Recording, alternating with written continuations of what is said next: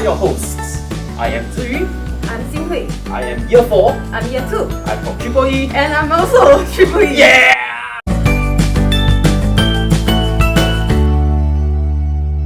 Do you guys pray to the bell curve God, or do you guys not pray to any God? This is your Insight! Right, so Xin Hui, what topic are we discussing today? We're discussing about, is GPA important to you? Is it important to you all? Is it important? Let's hear a little bit from yourself. So, do you think GPA is important to you? For me, GPA is not important at all. Okay, what makes you say that? I plan to go to an industry instead of like going to postgraduate. So I think having skills more is actually important Right, than okay. having a really good GPA. But having a really good GPA also secure your like your future first job.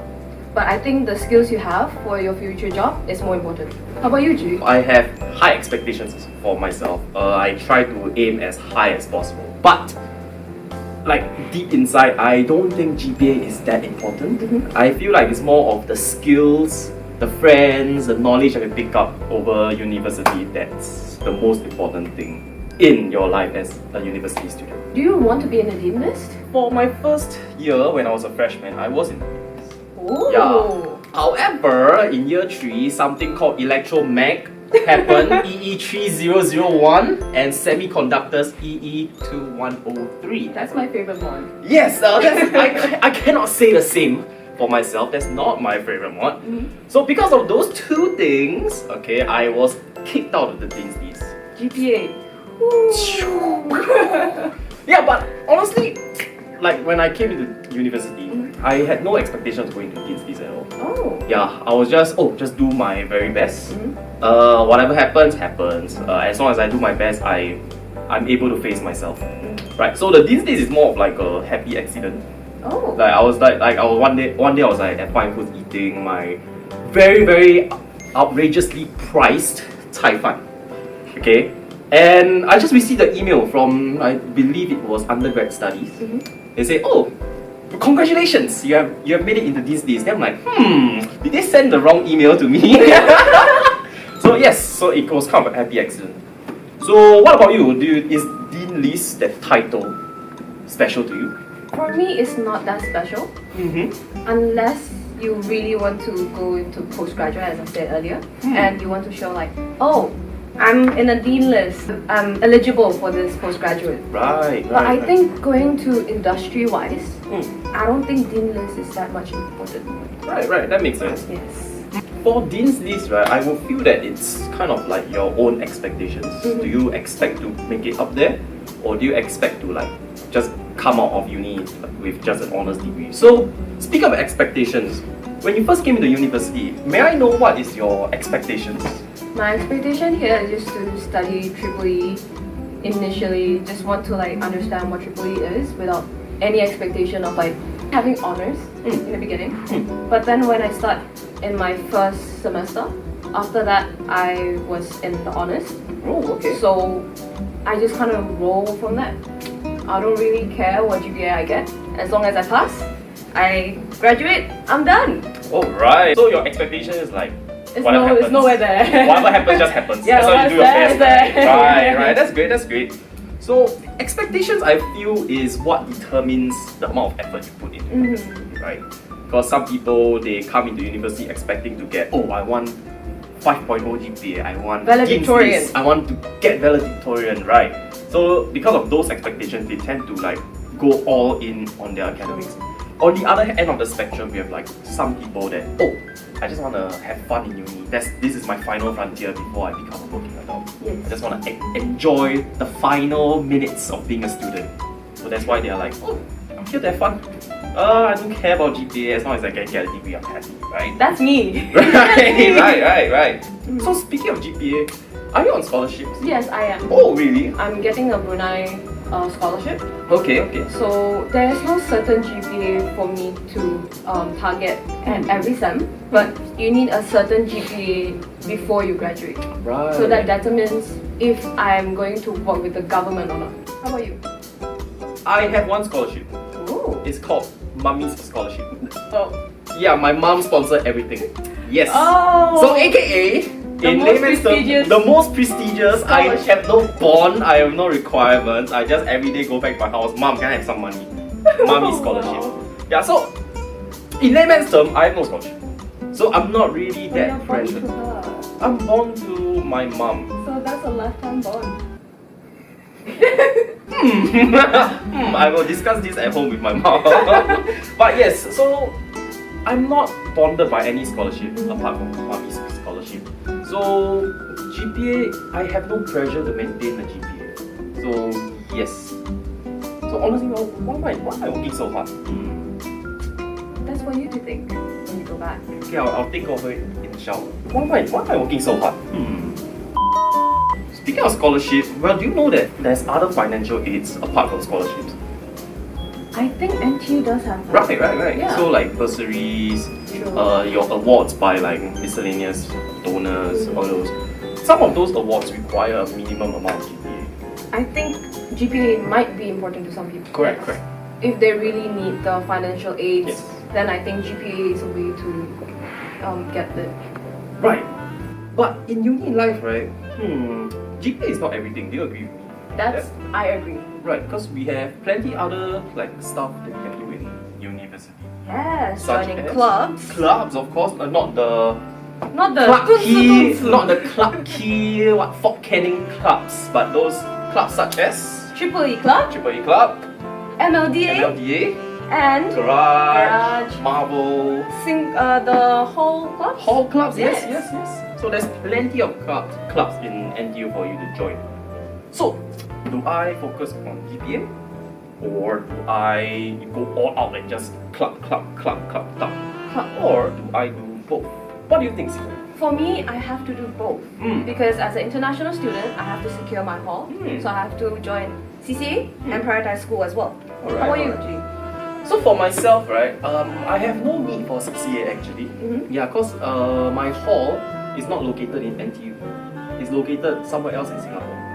And it's called Mummy's Hall. That is bonded with your mommy's Yeah, so my mummy's scholarship is quite strong, you know. I get free accommodations, Free food? free food, free allowance, no bond, no requirements. The occasional scolding here and there, but there's a small price to pay for such a great bond, right?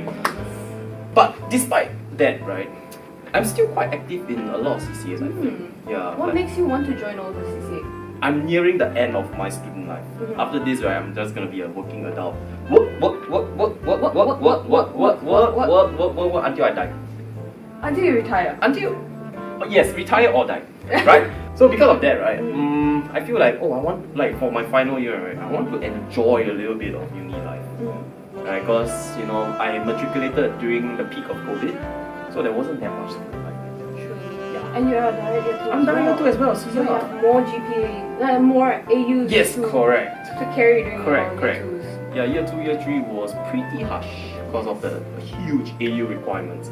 But towards the end, towards final year, right, the workload got a little bit lesser. Yeah, but it's more intense, but it's less spread out. You don't have to focus on multiple subjects. You only Yes. focus on 3 to 4 subjects. Yes, correct. Yeah. That's when you start specializing skills. Right, so because of that, I found I have this luxury of time. Because back then in year 2, year 3, Monday I was doing circuit analysis labs. Tuesday I was doing digital electronic labs. Wednesday I was doing data structure labs. Labs, tutorial. So the whole week I was Assignment, quiz, finals, crying. Yes, so because of this flexibility in time in year 4, I suddenly had the luxury of time to go do other stuff.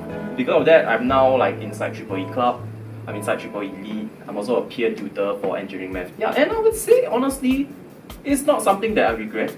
It's been quite enlightening. That's cool. Yeah, I meet new friends, I meet new people, I'm closer with the staff. You get to expose yourself actually to a lot of different things. Yes. Other than learning the Yes. theory, you actually learn other things as well. Yes, correct. So do you think CCAs have its value? I think yes. Because when you join CCA, you actually learn something that you don't learn in academic stuff. You actually learn how to manage people, how to communicate with them, and how to prioritize your time. Right. Especially when you work in a workforce, you need that Right. kind of skill. So Right. I think joining CCA helps you to refine what you're doing in life. I think that really helps, even though you're not staying at home. Right. So can I say that the knowledge, the ability to study, the technical skills that you get when just doing a degree by itself can be better supplemented by whatever skills and knowledge you learn in CCAs? Yes. I Right. agree. So would you say to the viewers out there, like all the freshies, to be more active in CCAs? You should be more active during your year one. Join more CCAs, I believe.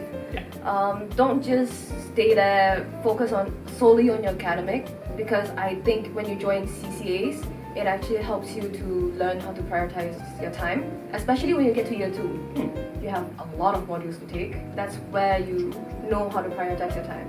Yeah. Right, so CCA is pretty, I won't say it's the most important thing, but it's a good supplement. So, would you agree that the skills you pick up in CCA would help you in the long run when you try to find careers in the future? I think it will help A lot, alright. Yes.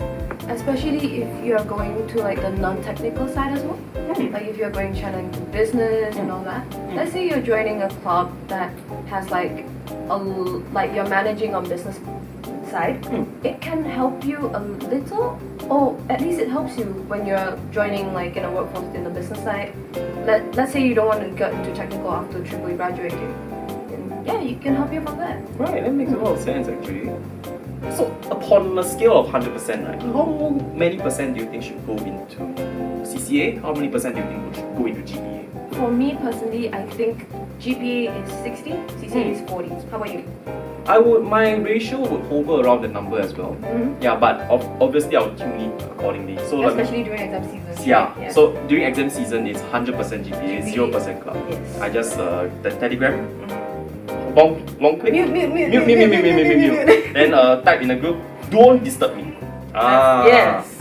So obviously you would have to tune things. You have to tune. Let's say like Right. during recess week. Yes. Maybe I will tune it to 50-50. Yes, that makes sense. That makes sense. But after that, probably go to 60-50, Right. 60-40, Right, 70-30, something like right. that. So the bottom line is, well, GPA still hold a higher priority than CCA. But how high of a priority is up to you to decide. It depends on how much work Right. you actually done in your studies. Let's say you did 80% of the studies. Why not join more CCAs? Right. Yeah. So obviously you also have to, self-regulate. True. If you're like struggling with your studies, Don't. I don't think that's the No. perfect time for you to take up 3 main compositions, right? No. But if you're excelling, Why not? why not, right? Yeah. Because you have that capacity, you can kind of push to your limits, right?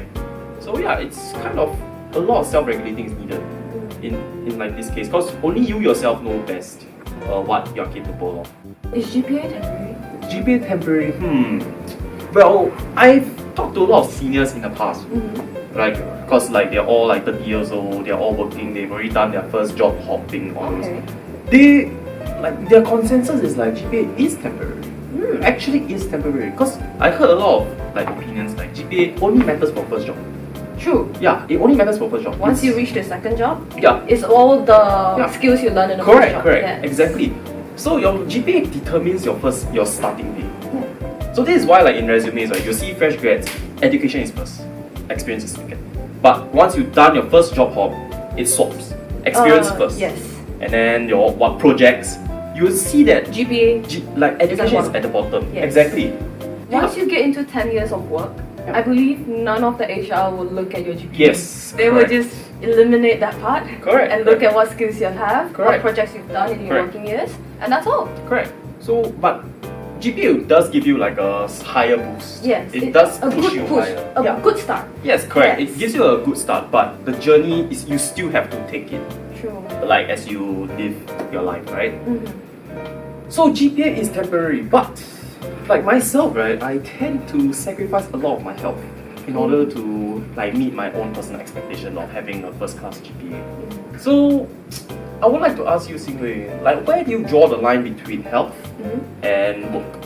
If I feel really tired or if I get brain fog, that's when I try to reduce the workload I usually do. Okay. Or like take a day off, like one day no work, and just go somewhere to like we attach with nature, something like that. Yeah. So like a stress relief Yes. walk, like just fun activities, like nothing work related. Nothing work related. Alright. Because once you reach to the part where like you are burnt out, it's very hard to recover from there. Yes, I agree with you, I agree with you. Especially, Zhi Yu taken over 20 AUs. Yes. I taken over 20 AUs, so we all both know how hard it is to Yes. manage those AUs. Especially some people are 26.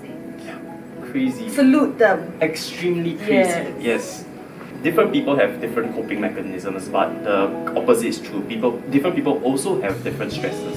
Yes. So for me, right, I will feel my stresses are like the thought of not having anything done. Oh. So for myself, at home, I have like this whiteboard that has all of my to-do list. So I need to do tutorial this, assignment this, I need to report this, all those stuff. So that kind of gives me stress, like, oh my god, my to-do list is so long and I haven't cleared a single one of it. So that gives me stress. So, but then when I'm stressed, I can't clear those things. So you see, it's like a bad feedback. Yeah, so you really have to regulate yourself. For me, my kind of stress is more towards like, I know I have a lot of things to do. I procrastinate. See? Yeah. And when I scroll with like, happy thoughts. But once you thought about like you have assignment due tomorrow, 11:59, you scroll with stress. Yes, that makes sense. So going back to the question about GPA being temporary, we do agree that GPA is temporary in terms of like career and all those. But when faced with the option of health or GPA, does I'll it still prioritize health first, health? Yes. then GPA. Yeah, correct, right? Because let's say if you're like, burnt out, let's say you touch wood, went to ICU. Right. That makes You're not sense. going to be able to push your GPA. Yeah, that makes So prioritize your health first, then that's when you can boost your GPA. So yes, bottom line is health is always the most important thing. Should be the number one priority. Even though for people who are like 5.0 GPA, Yes. I think health comes first. Yes. Because, well, without health, you can't do anything. That's true. Right. Even if you get 5.0 GPA, 10k salary, without health, what are you going to do with that 10k? You can't bring it with you. Yeah, you still have to pay medical fees with it, right? Yeah.